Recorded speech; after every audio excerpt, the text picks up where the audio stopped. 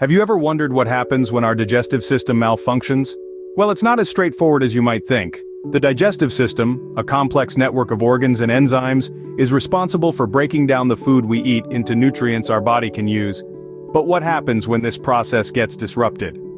Let's dive into the fascinating world of digestive disorders.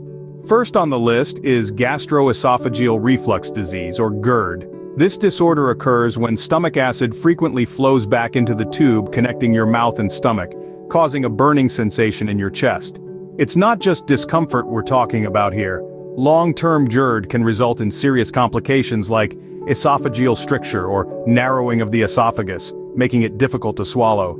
Next up is gastritis, an inflammation of the stomach lining.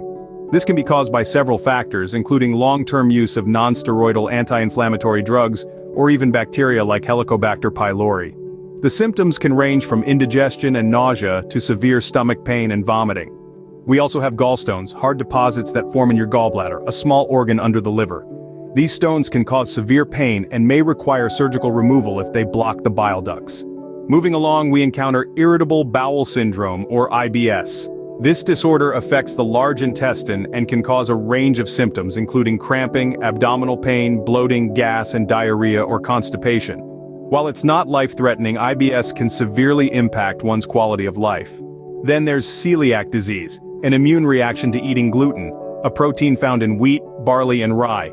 This disease damages the small intestine's lining and can lead to serious health problems over time, including malnutrition and osteoporosis.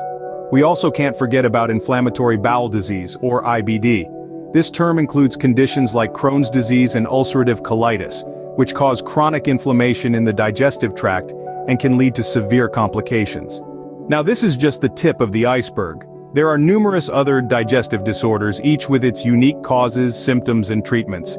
But the key takeaway here is that our digestive system, while incredibly efficient, is also susceptible to various disruptions.